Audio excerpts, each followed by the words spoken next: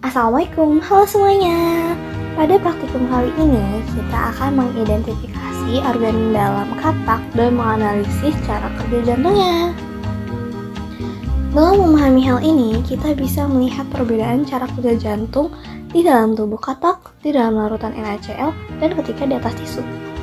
Untuk itu, kami menyiapkan alat dan bahan seperti satu set alat bedah, papan bedah, gelas kimia, cawan Petri, spatula, pipet tetes, katak, alkohol, larutan NaCl, kapas, tisu, alat tulis, dan kamera. Yuk kita mulai praktikum ini dan lihat cara kerjanya. Langkah pertama, bius katak dengan alkohol.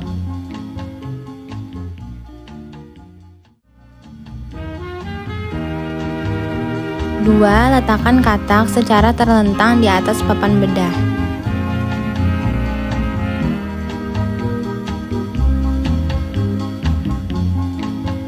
Tiga, bedah katak dengan cara gunting bagian ventral atau perut di garis linea alba hingga organ dalam terlihat.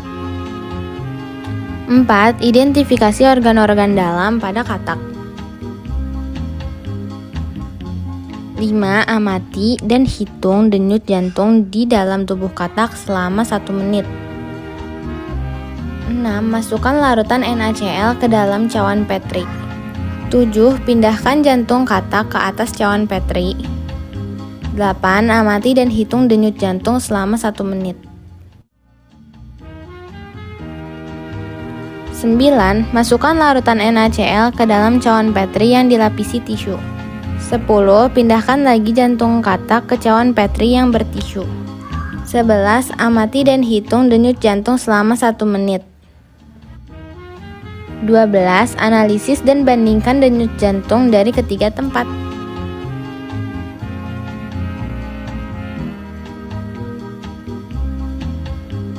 Dari pengamatan tersebut, dapat dilihat bahwa ketika jantung di dalam tubuh berdetak 59 kali dalam 1 menit, ketika jantung di luar tubuh dan di dalam larutan NaCl berdetak 43 kali dalam 1 menit, sedangkan ketika jantung dilapisi tisu berdetak 37 kali dalam 1 menit. Hal ini dapat dilihat bahwa jantung di dalam tubuh berdetak normal, fungsinya maksimal karena kondisi alami dan suplai oksigen serta nutrisi tetap. Sedangkan jantung di larutan NaCl detaknya menurun karena suplai oksigen dan nutrisi terganggu, sehingga aktivitas jantung pun menurun. Ketika jantung dilapisi tisu, detak paling rendah, suplai oksigen sangat terbatas, sehingga fungsi jantung makin menurun.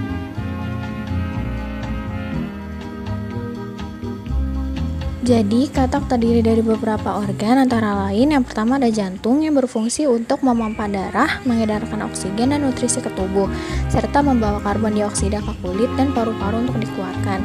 Yang kedua ada paru-paru yang berfungsi untuk menyediakan oksigen terutama saat katak aktif di darat. Pernafasan kulit membantu saat di air dan istirahat. Yang ketiga ada lambung yang berfungsi untuk mencerna makanan secara kimiawi dengan asam dan enzim, membunuh kuman dan melumpuhkan mangsa. Yang keempat ada hati yang berfungsi untuk memproduksi empedu untuk mencerna lemak, menyimpan energi dan mendetoks racun. Yang kelima ada usus. Usus halus menyerap nutrisi untuk tubuh. Usus besar untuk mengolah sisa makanan yang tidak terserap. Yang keenam ada empedu yang berfungsi untuk membantu memecah lemak agar lebih mudah dicerna oleh enzim. Katak memiliki 3 ruang utama pada jantungnya, 2 atrium atau serambi dan 1 ventrikel atau bilik. Atrium kanan berfungsi untuk menerima darah kaya karbon dioksida dari seluruh tubuh melalui vena cava, sementara atrium kiri berfungsi menerima darah kaya oksigen dari paru-paru melalui vena pulmonaris.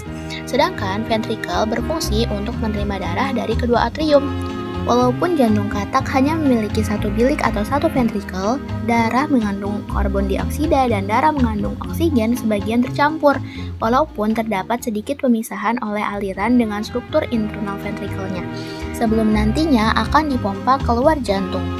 Jadi, jantung katak bekerja dengan memompa darah kaya oksigen dari serambi kiri dan darah kaya karbon dioksida dari serambi kanan ke bilik, yang kemudian mencampur keduanya sebelum memompanya ke paru-paru. yang berisi darah kaya karbon dioksida dan ke seluruh tubuh yang berisi darah kaya oksigen. Proses ini adalah bagian dari sistem peredaran darah tertutup dan ganda yang memastikan oksigen dan nutrisi sampai ke seluruh tubuh. Jantung katak dan jantung manusia jelas berbeda. Dalam jumlah ruangnya, jantung katak memiliki 3 ruang, 2 atrium dan 1 ventrikel, sedangkan manusia memiliki 4 ruang, 2 atrium dan 2 ventrikel. Pemisahan darahnya itu kalau jantung katak tidak sempurna, karbon dioksida dan oksigen sedikit bercampur, sedangkan jantung manusia pemisahan darahnya itu sempurna, karbon dioksida dan oksigen terpisah total. Sehingga jantung katak termasuk ganda tidak sempurna dan jantung manusia termasuk ganda sempurna karena ketidakmampuan jantung katak dalam memisahkan dua jenis darah tersebut. Dan efisiensi distribusi oksigen jantung katak lebih rendah, sedangkan jantung manusia sangat tinggi. Larutan NaCl mempengaruhi kerja jantung dengan mengubah cairan dan volume darah. Ion natrium akan menyerap lebih banyak cairan, sehingga jantung akan memompa darah atau cairan lebih dan berdetak kencang untuk menjaga keseimbangan osmotik. Hal ini dipraktikkan dalam mekanisme donor jantung, yang dimana tenaga medis merendam jantung yang dikeluarkan dari tubuh seseorang di cairan pengawet yang mengandung elektrolit seperti NaCl. Cairan ini menjaga keseimbangan ion dalam sel jantung, sehingga mempertahankan fungsi membran dan pompa ion agar sel tetap hidup. Dengan begitu, kerusakan akibat kekurangan oksigen atau iskemia selama donor jantung dapat dicegah. Sehingga dapat disimpulkan bahwa jantung katak memiliki 3 ruang, 2 atrium dan 1 ventrikel yang memompa darah melalui sistem peredaran ganda dan tertutup. Denyut jantungnya miogenik, mampu berdetak ritmis tanpa rangsangan saraf. Praktikum ini menunjukkan pola sirkulasi jantung katak yang efisien, mendukung fungsi organ dan kehidupan katak secara keseluruhan.